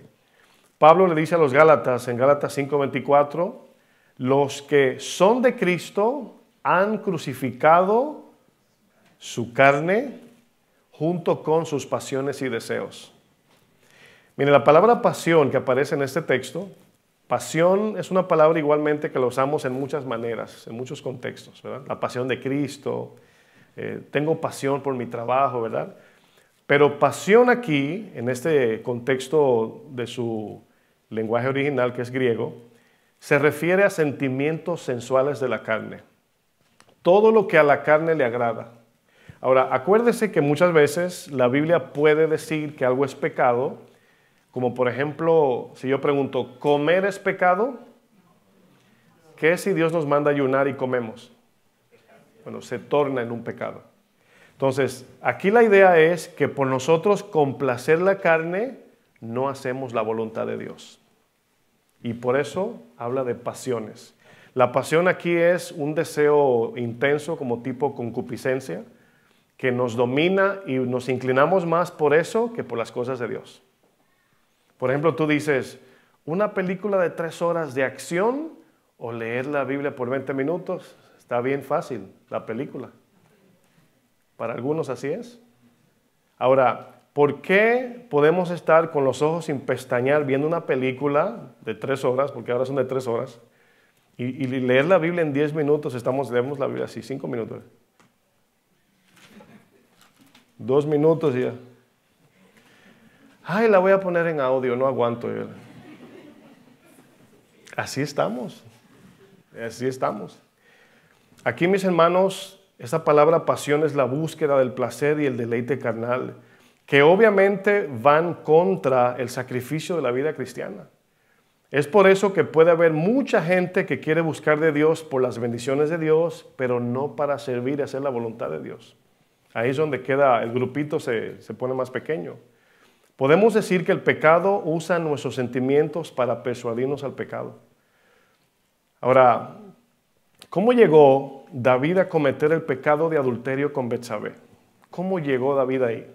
Vemos el pecado que cometió muy grande, pero el pecado de David, hermanos, fue escalando de menor a mayor. Aunque los pecados que más resaltaron de David fue el homicidio de Urías, el esposo de Betsabé, y el adulterio con ella, eso es lo que más se ve, nos damos cuenta que hubieron otros, entre comillas, pecaditos, que le llamamos nosotros, que llevaron a David a caer en este engaño que le trajo un sinfín de problemas. El primer pecado de David, a ver los que tienen sueño, el primer pecado que David cometió, que lo conllevó a los demás. Piense nada más, no tiene que decirlo, pero piense. El primer pecado que David cometió fue el pecado de apatía. Apatía. No sé si ¿alguien pensó que era apatía? Bueno, persona y media pensó eso. Digo persona y media porque un niño levantó la mano. Dice la Biblia que en el tiempo donde los reyes debían de estar en la guerra, David se quedó en casa, en el palacio. Se quedó en casa y desde su balcón vio a Betsabé bañándose, obviamente desnuda, y David con su pantalla digital de 50, creo que era como de 500 pulgadas, porque era todo el balcón, ¿verdad? Ahí se quedó. Nos da un poco de risa, pero la verdad estaba viendo pornografía, ¿sí o no? Y ahí se quedó, entreteniendo eso. Y eso que él estaba viendo de manera visual se convirtió en algo físico, algo tangible, una acción. Pero miren, ¿qué es la apatía? Vamos a definir. La definición de esta palabra apatía, escuche bien, es la dejadez, la indiferencia, el abandono y el desinterés por las cosas espirituales y nuestra relación con Dios. Ahora, quiero ser justo, quiero ser parejo y a la vez misericordioso porque yo la necesito. Al principio decía que nada de esto nos sale natural. Buscar a Dios, servir a Dios, leer la Biblia. ¿Están de acuerdo? No nos nace natural. Sin embargo, oramos precisamente por eso, para que Dios nos llene de su Espíritu Santo. Y nos dé la capacidad y en oración pedirle, Señor, dame tus deseos en mi corazón, ponlos. Lleno mi corazón de tu palabra para no pecar contra ti, dice la palabra. Entonces, como no sale natural el deseo de congregarnos, de orar, de leer la Biblia, de servir a Dios, tenemos que llenar el tanque espiritual nosotros. Nadie lo va a hacer por nosotros. Piensa ahora mismo en todas las acciones indebidas que podemos cometer. Y usted sabe que la podemos cometer sin orar, sin ayunar, sin diezmar, sin servir a Dios, sin hacer nada. Salen natural. ¿Están conmigo? La apatía, mis hermanos, es una desviación de nuestras emociones. Quiero que piense por un segundo en eso. Me estoy deteniendo porque es importante. La apatía es una desviación de las emociones. ¿Por qué? Le voy a explicar. Porque es cuando nos alegramos por lo que debemos de sentir tristeza. David estaba en el palacio mientras estaban muriendo los soldados. Y él estaba tranquilo. Entonces, ¿la apatía qué es? Una desviación de emociones. Por lo que tengo que sentir interés, me desintereso. Por lo que debo sentir responsabilidad, soy apático. Por eso digo, es una desviación. Podemos sentir placer por el adulterio en vez de tristeza. El que adultera siente placer cuando adultera en vez de sentir tristeza, porque está destrozando toda una familia con la que adultera y su propia familia, ¿sí o no? Bueno, es difícil lo que estamos escuchando, pero es la vida, es una realidad. David se tomó un día libre porque así le pareció. Cuando tenía que estar como responsable delante, es como por ejemplo yo soy pastor aquí y muchos líderes piensan que porque son líderes son los últimos en hacer las cosas. No, el líder tiene que estar delante de la batalla, ¿sí o no? El líder tiene que llegar primero que los que sirven con él, porque somos ejemplo. El padre tiene que estar primero como padre, los que son padres aquí. Entonces, porque nos están mirando para imitar lo que estamos haciendo. Y si yo llego tarde y me siento aquí en un trono pastoral y tráigame mi tecito, todo el mundo quiere ser pastor porque lo tratan como un rey. Pero no somos reyes, somos meseros aquí, estamos para servir. Y tenemos que estar aquí temprano para esperar que ustedes lleguen y nos encuentren con el lugar limpio, con mucho olor, organizado, porque les estamos sirviendo a ustedes. ¿Están entendiendo la diferencia? David no se podía dar ese lujo de no ir a la guerra porque él es rey. Le costó muy caro, mis hermanos. Fíjense que David no tenía deseos de orar, de leer la Biblia, de congregarse, de servir a Dios, porque sus sentimientos fueron de mayor influencia que sus convicciones. Quiero que sepan que Satanás sabe que un pensamiento puede influenciar nuestros sentimientos y nuestras emociones, y lo que luego trae como resultado, hermanos, es un acto de pecado, lo que luego trae la muerte. Se lo voy a leer otra vez. Satanás sabe que un pensamiento, fíjense que todo comienza con algo inofensivo. Un pensamiento puede influenciar nuestros sentimientos y emociones, lo que luego trae como resultado el acto mismo de pecado, lo que luego nos trae la muerte. Cada vez que pecamos, usted haga esto en sentido práctico. Cuando usted peque y se acuerde de esto que le voy a decir, haga lo siguiente. Si usted, por ejemplo, comete un pecado, váyase en retroceso y comience a dar pasos al revés como retrospectiva, a ver qué lo llevó ahí. Se va a dar cuenta que el primer paso que dio fue alejarse de Dios. Fue lo primerito que usted hizo. Usted dejó su palabra. Fue lo que Adán y Eva hicieron. La serpiente le dice, no, el Señor dice eso, pero no, en verdad no es eso. Antes de Eva desobedecer, tiene primero que dejar el mandamiento. Y eso es lo que sucede. Dejamos de orar, dejamos de congregarnos, dejamos de abrir nuestra Biblia y comienza el corazón ¿a qué? A secarse. Y cuando viene la tentación, hermanos, ¿con qué fuerza le decimos que no? ¿Con qué fuerza? Y es importante que nosotros sepamos cuáles son nuestras debilidades. No que nos sintamos como cristianos fuertes, no somos fuertes, somos débiles. Sino para qué el Espíritu Santo. El apóstol Santiago nos detalla lo que sucede en nuestro corazón cuando cedemos a la tentación. Santiago capítulo 1, versículo 13. Estamos terminando ya. Mira, hasta la alarma sonó ya. Esa es la alarma que faltan 15 minutos para terminar. Santiago 1:13, verso 13, voy a leer la versión Dios habla hoy. Dice Santiago, cuando alguno se sienta, me gusta esta versión porque usa la palabra sentir. Cuando alguno ¿qué? Se sienta tentado. Usted sabe, usted sí puede, es que quiero conectar con ustedes. Ustedes entienden que la tentación es ese sentimiento, usted siente la tentación, ¿verdad? Dice, cuando alguno se sienta tentado a hacer lo malo, no piense que es tentado por Dios, porque Dios no siente, o sea, más bien dicho, ni siente la tentación de hacer lo malo, ni tienta a nadie para que lo haga. Dice, al contrario, ¿se acuerdan de Gálatas? El deseo del espíritu es contrario a la carne y viceversa. Dice, al contrario, uno es tentado por sus propios malos deseos. Dice, que lo atraen, más bien dicho, que lo arrastra y lo seducen. Y aquí habla, siempre que leo el texto me acuerdo de Proverbios 7. El joven que va así, dice Salomón cuando escribe, dice, veo un joven falto de entendimiento. Andaba desconectado pensando que el mundo es perfecto y la primera que se me atraviese, con esa me voy.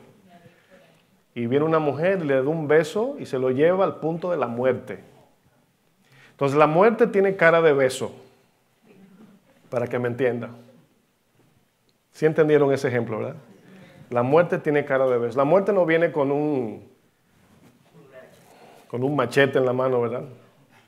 Dice el 15, de estos malos deseos, es decir, de nuestra propia iniciativa natural y pecaminosa, nace el pecado. Todo lo que está diciendo Santiago es lo que pasa dentro del corazón. Todavía no ha salido un hecho, un acto. Dice, y del pecado cuando llega a su completo desarrollo, ¿sabe lo que está diciendo el texto aquí? Finalmente dice, nace la muerte. O sea, ¿qué quiere decir Santiago cuando dice su completo desarrollo? De que antes de pecar hay un proceso tentativo, un proceso de tentación. Los ojos están involucrados, los sentimientos, las emociones, el deseo, pensamientos, todo eso. Y finalmente uno decide pecar, pero escuche bien, Santiago, incluso es Jesús que dice, escuche bien, si alguien mira a una mujer, esto va también para los hombres y mujeres, mira a alguien para codiciar en su corazón, ¿qué hizo? Adulteró. David no adulteró cuando se acostó con Betsabé. Eso fue lo que la gente supo. Dios ya había visto el adulterio de David cuando la vio desnuda y la codició. Entonces Jesús nos da un principio y dice, si tu ojo derecho te hace pecar, sácalo. Y algunos dicen, ¿es literal? No voy a decir que sí, por si acaso alguien se hace algo extremo. Pero hay una regla de figura retórica que se le puede llamar literal metafórico. Como cuando Jesús dice, yo estoy la puerta, Él no es una puerta, pero Él es la puerta. Entonces, Jesús habla de sacar el ojo así como, bueno, si tu ambición es tan fuerte por el pecado que te atreves a sacar el ojo, creo que nadie haría eso, porque ¿con qué va a haber pornografía? O sea, el mismo texto te dice, mejor sácate el ojo. Entonces, Jesús nos está mandando a pelear la batalla aquí, no en nuestros hechos. ¿Por qué? Porque si dejamos suelta nuestra mente a que piense y entretenga cosas, por eso es que no es bueno ver nada que parezca, ni parezca pornografía, ni que se parezca. ¿Por qué? Porque lo que hoy vemos, hermanos, me indigna mucho eso, por eso me ven así. Nos va estimulando, como a David, al punto de hacer todo lo que David hizo. Lo que tiene es una pobre computadora, lo digo así por un sentido, nada más ve pornografía. Pero David era un rey que podía hacer esa pornografía real y trajo la mujer para su palacio. Entonces, a veces la tentación se queda corta es porque no tenemos los recursos de David. No porque no estemos o tengamos la capacidad que él tuvo. Hermanos, esto es muy serio. Porque lo que estoy diciendo conlleva a la destrucción de muchos matrimonios por adulterio. Y comienza con un clic, un texto, un entretenimiento con los ojos, así como David. Y Santiago nos dice, cuando viene el pensamiento, ¿qué hacemos cuando viene un pensamiento de pecado? ¿Qué debemos hacer? Pues obviamente dice 2 Corintios 10, someter todo a la obediencia a Cristo. No lo voy a hacer, ni lo voy a entretener. Y tenemos que aprender a discernir eso porque a veces no es usted que está pensando, es el enemigo que se lo planta. Y usted se siente mal y dice, ay, ¿por qué yo pensé algo así? No fuiste tú, fue Satanás. ¿Están entendiendo? Santiago, mis hermanos, nos dice que antes de cometer cualquier tipo de pecado, primero entra el pensamiento a nuestra mente. Primero entra el pensamiento. La influencia externa viene por el mundo. La influencia del pecado viene por Satanás porque nos planta pensamientos. Y también la influencia del pecado viene desde dentro del corazón por los deseos del corazón caído. Tenemos 3 enemigos y hay uno que duerme contigo. No es tu esposa ni tu esposo, eres tú mismo. Cuídate, dice la Biblia, de la que duerme contigo, ¿verdad? Es la carne.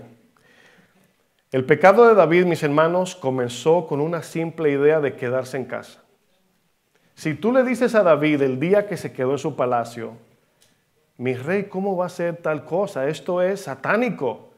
David te mira y te dice, ¿no puedo tomarme un día libre? ¿Qué tiene de malo un día libre? Si así ven lo, entre comillas, insignificante que se ve, inofensivo. No, mis hermanos, ya Satanás sabía.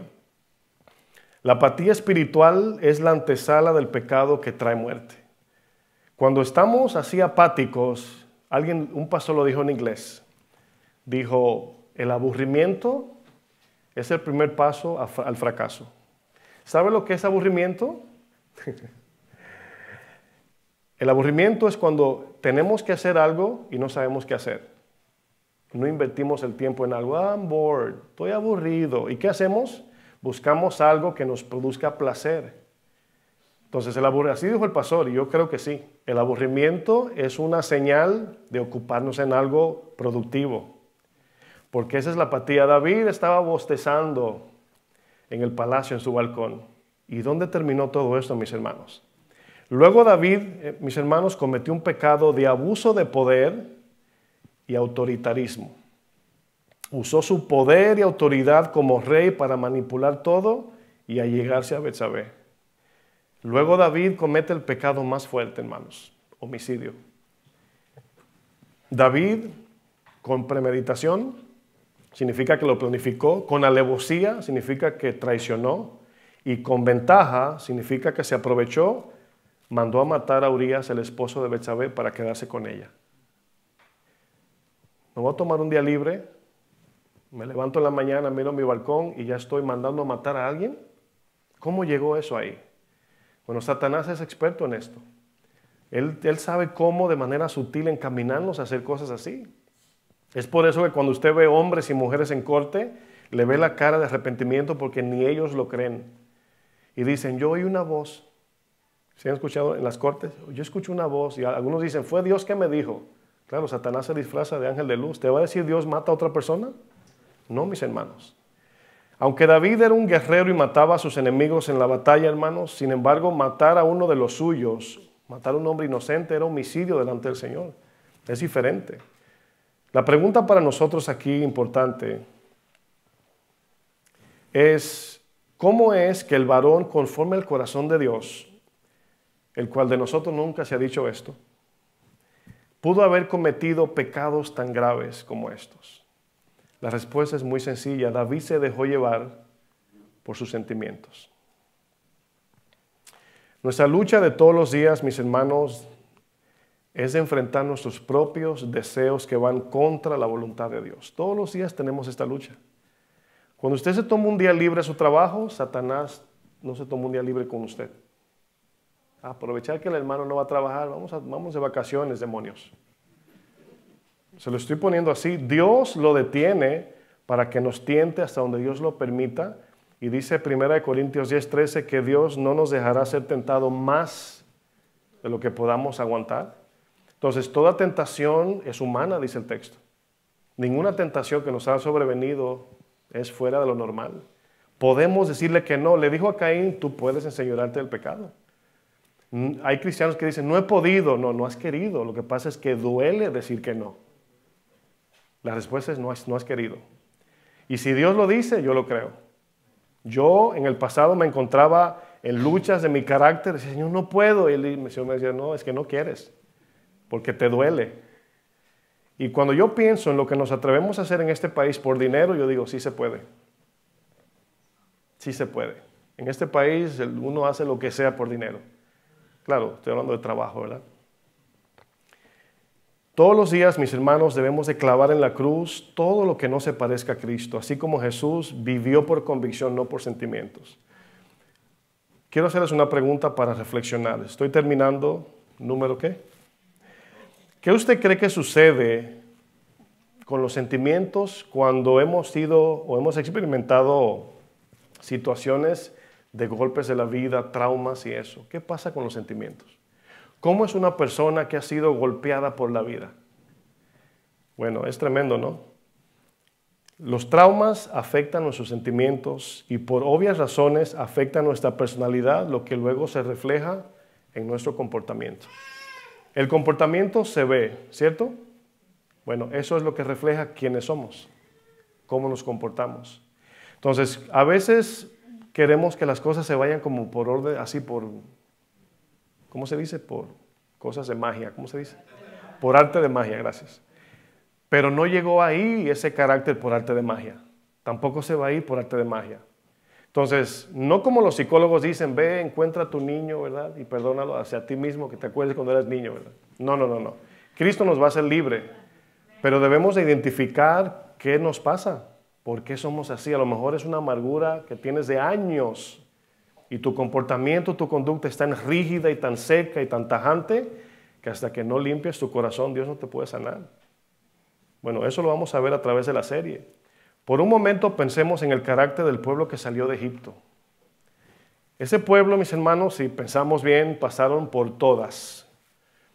Yo no me imagino el abuso verbal, el abuso físico, psicológico, emocional que ellos pasaron. No tengo duda que abusaron de las mujeres ahí también. No tengo duda, eran esclavos. Como en toda la vida, la historia se ha hablado de eso. ¿Cómo salieron esas personas de ahí? 6 millones de personas, se cree, o más bien dicho, 2 millones, 600,000 hombres y niños y mujeres como 2 millones. ¿Cómo salieron de ahí? Dios tenía como propósito llevar a este pueblo al desierto.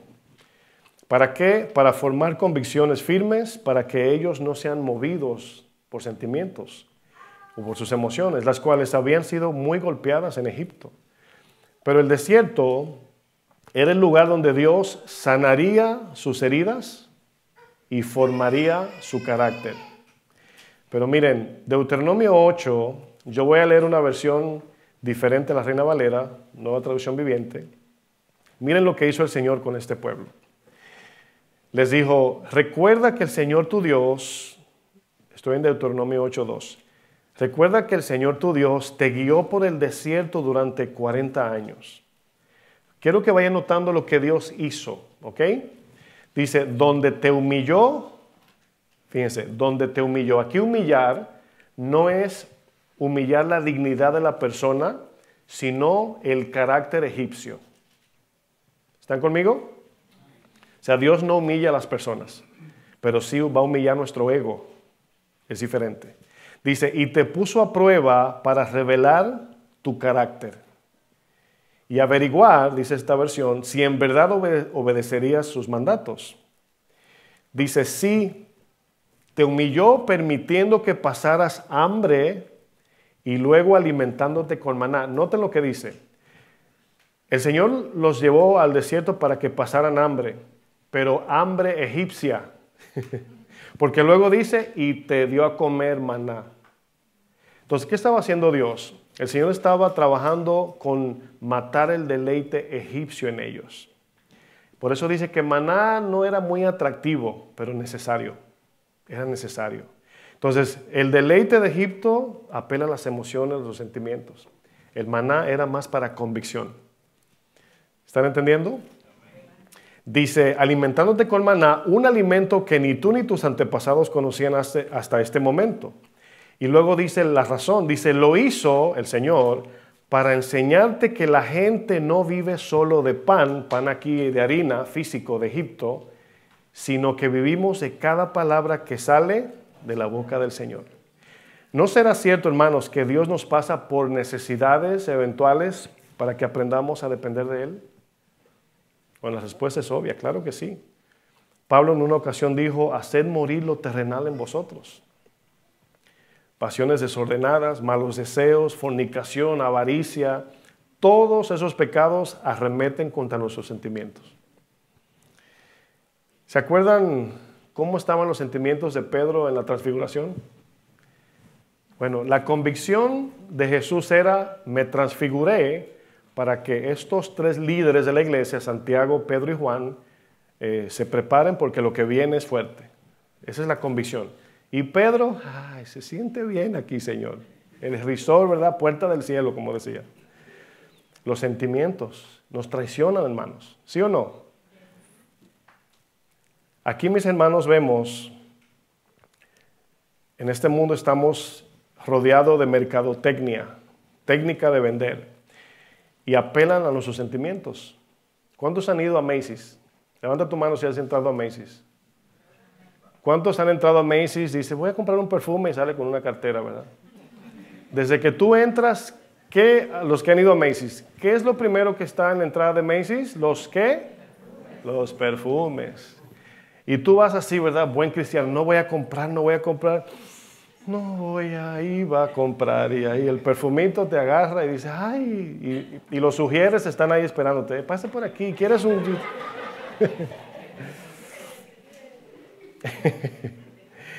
Fíjense, hay algo llamado, quiero terminar, algo llamado marketing emocional o mercadotecnia emocional, así se llama.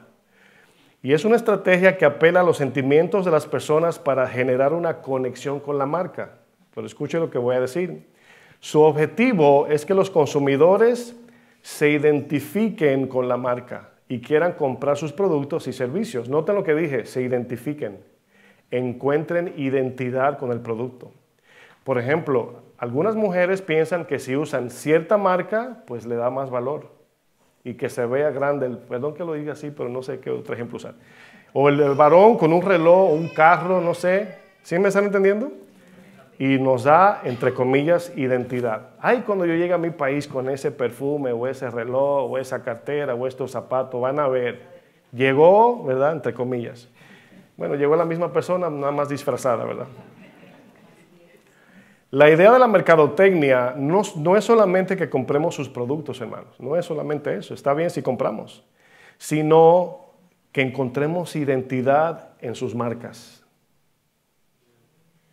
Al poseer sus productos, casi nos quieren hacer dependientes, adictos, al punto que no podamos vivir sin sus productos. Esa es la idea del marketing emocional.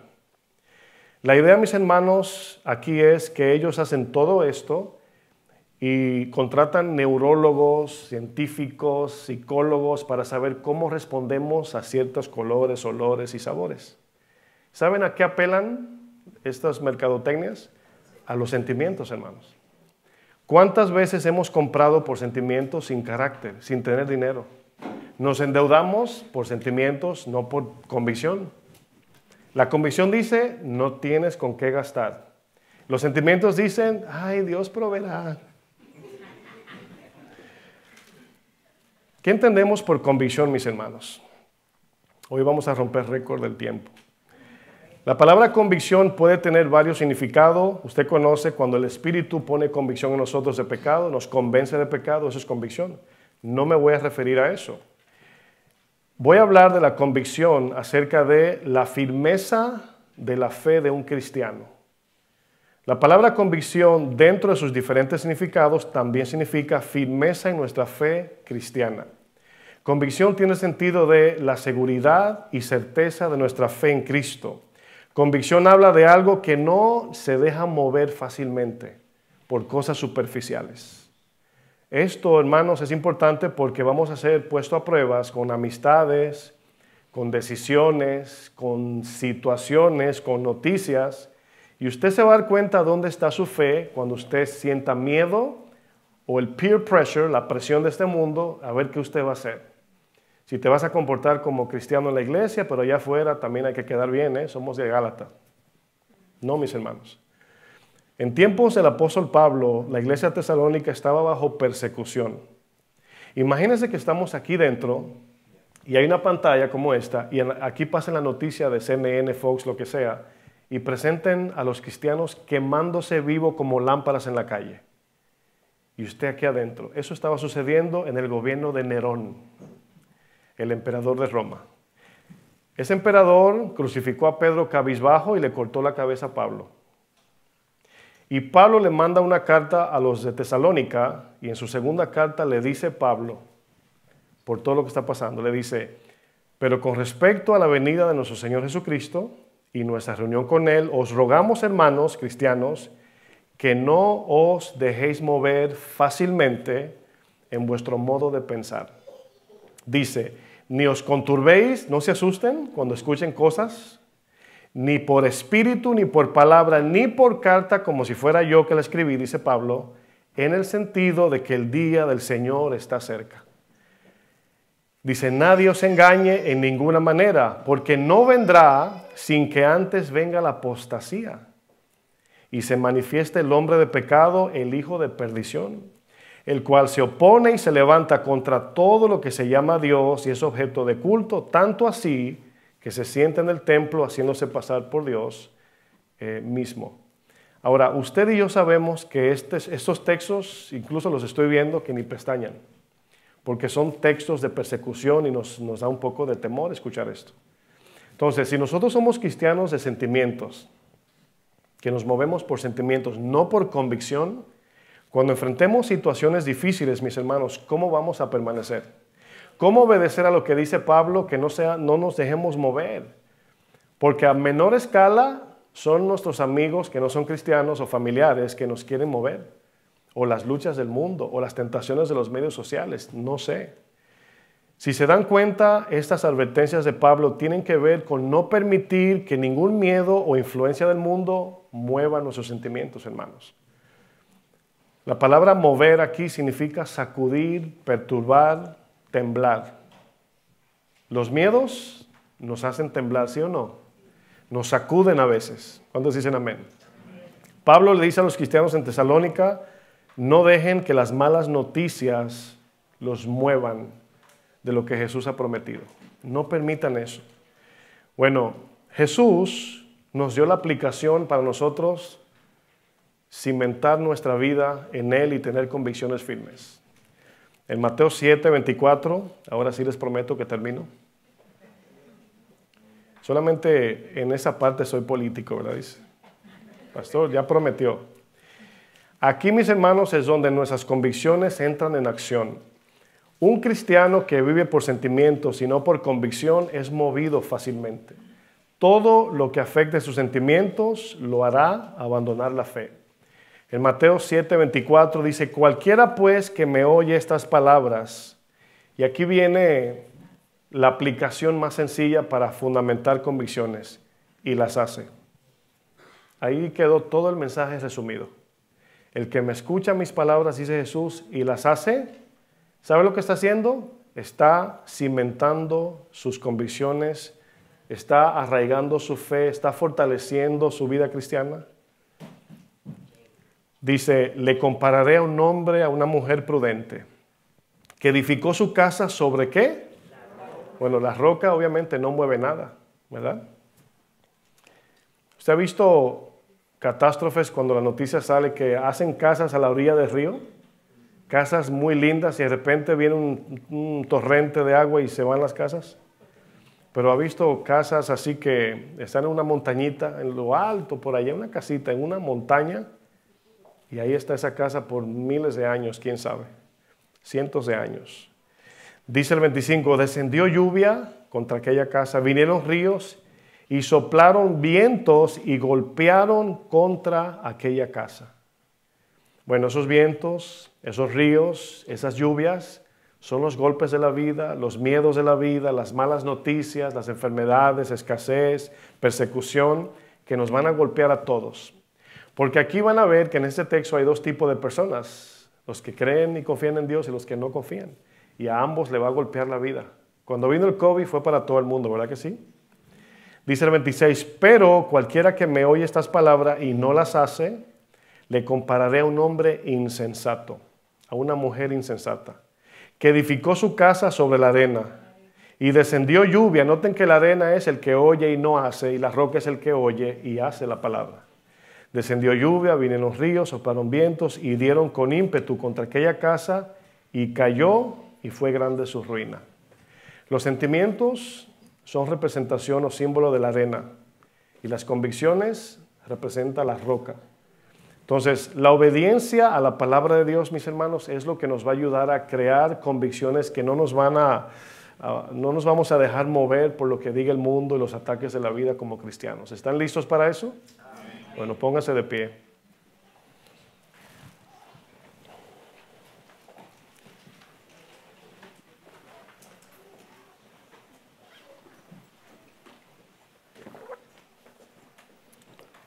Que el Señor nos ayude, mis hermanos, porque La verdad es que nunca sabemos lo que pasa de aquí a un segundo. Pero Dios sí sabe. Y como Él sabe lo que va a pasar en el futuro, Él es el que nos dice que nos afirmemos en Él. Amén. Vamos a orar. Bendito Dios, te damos gloria y gracias, Señor. Te pedimos que nos ayudes a caminar firmes en la fe, Señor. Que no seamos cristianos emocionales, sino firmes en convicciones. Bendice a mis hermanos, Señor. Ayúdanos en cada prueba, Señor, en cada situación. Y que podamos cada día, Señor, aprovechar el tiempo para cimentar esas convicciones que vienen por medio de la obediencia a tu palabra. Ayúdanos, Señor. Ayúdanos en el nombre de Jesucristo. Amén. Amén. Que el Señor les bendiga, mis hermanos.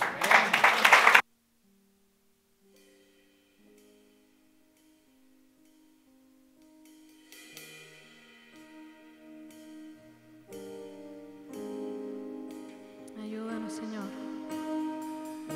No volveremos atrás, Señor. No nos moveremos en nuestra fe, porque queremos servirte, Señor, con convicciones firmes. Firmes en la roca que eres tú, Cristo Jesús. Ayúdanos, oh Dios. Ayúdanos. Cantemos juntos. Los deseos de este mundo, la vanagloria de la vida, desvían el corazón lejos de ti. Qué gran desafío es hacer tu voluntad, vivir en santidad para ti.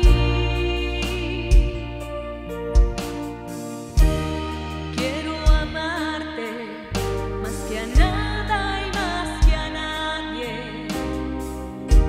Jesús, tú eres la vida. Separado de ti, nada puedo hacer. Apegado a ti, quiero vivir. Los que aman este mundo, enemigos son del Padre. Pero yo no quiero estar lejos de ti. Tomaré mi cruz, te seguiré, Jesús. Nunca podré pagarte que moriste en mi lugar. Tomaré mi cruz, me negaré a mí mismo, viviré para adorarte y no volveré atrás. Digamos al Señor: tomaré mi cruz, te seguiré, Jesús. Nunca podré pagarte que moriste en mi lugar. Cada día, Señor, tomaré mi cruz, me negaré a mí mismo, viviré para adorarte. Digamos: y no volveré atrás. No volveré, Señor, y no volveré atrás. Dile a Él: y no volveré atrás. ¿Cuántos decimos amén? Amén. El Señor nos ayudará, su Espíritu que está en nosotros nos ayudará cada día a vivir con convicciones firmes para Él. Que el Señor nos bendiga, mis hermanos, y que vayamos con todo bien a nuestras casas.